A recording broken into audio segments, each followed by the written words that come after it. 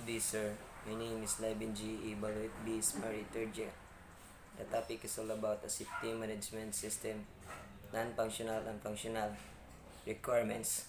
Question number 1. How safety management system contributed on the marine environment pollution prevention? A safety management system or SMS maintaining to requirements of the ISM code records company to the documents its management produce of the record its action to ensure to the conditions, activities, and the tasks that affect a safety and the environment properties planned, homogeneous, executed, and the check.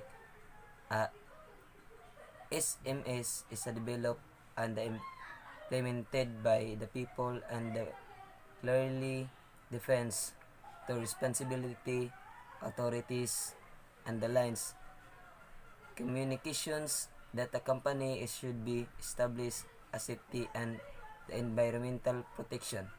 The policy which described above will be achieved. The ISM code as the requirement to the maintain the Oil Pollution Act to will be the federal response plan.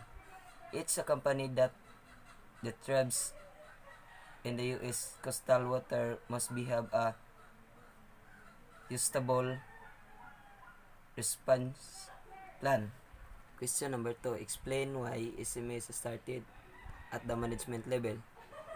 The international SMS standard and the requirements are created by mainly as a objective regulation of the reason behind this is to the create the standard which are the set of anyone to accommodate of the wide varieties of the type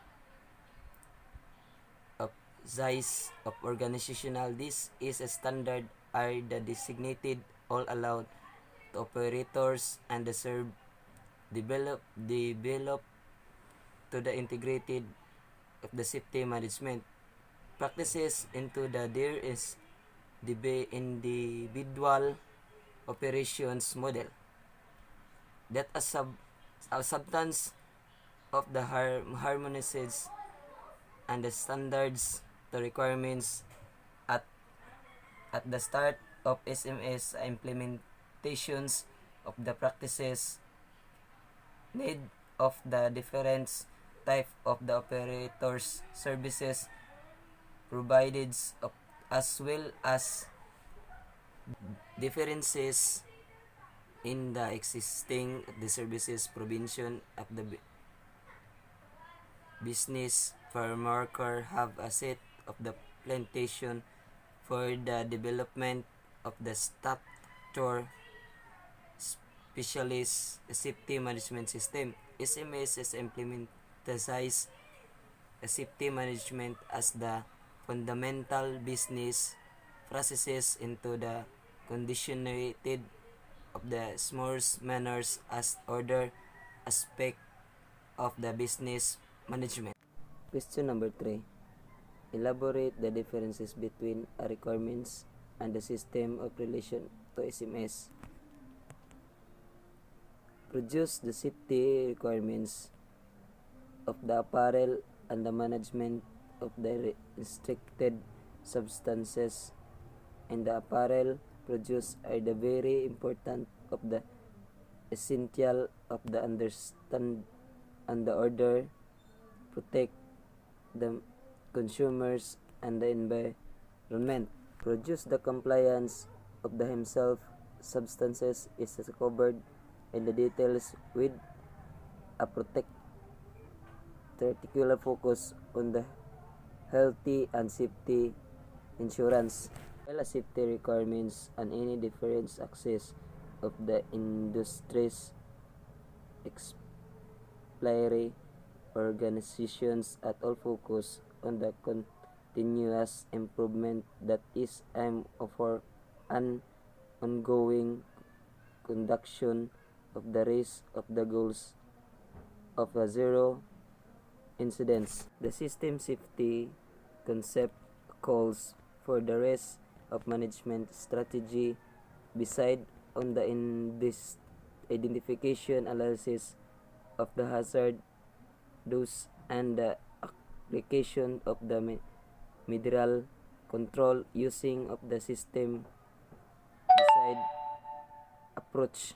Sa difference from the traditional safety strategies, which is really on a control of conditions and the success of an accident beside either on the epidemiological analysis as a really of investigation of individual parts of incidents. The concept of the system safety is useful in the demonstrating of the technologies which difficulties of the face as a probability race analysis. Question number 4. How to satisfy the word safety in relation to onboard ship operation? A personal safety primary includes the various ways and the means of way which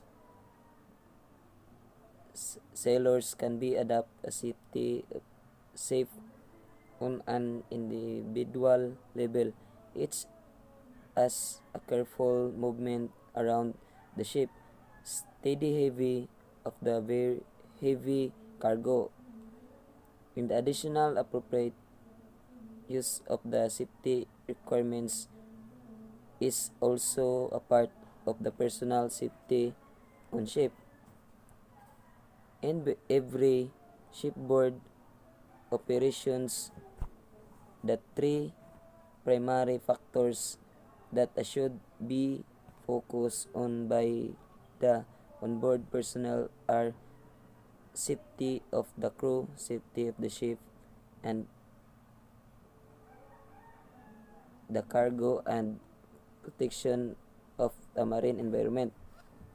The ship's crew should always remember that whatever they do, the bottom line in the must be a safety first. Last question. Give at least one example of the onboard ship operation at sea and apart, and discuss how safety procedures being followed. Deck department. A general plan involving the station of the entering the part word involved. A master taking the control of the vessels at the bridge, accompanied by the third officer.